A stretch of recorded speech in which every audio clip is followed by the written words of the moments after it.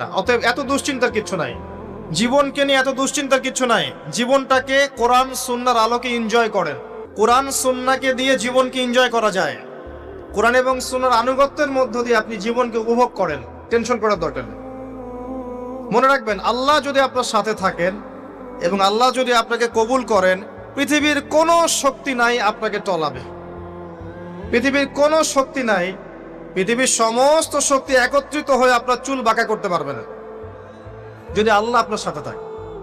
আর যদি আল্লাহ আপনার সাথে না থাকে, আইওয়াস শোডাউন দিয়ে কোনো লাভ হবে না, কেউ আপনাকে বাঁচাতে পারবে।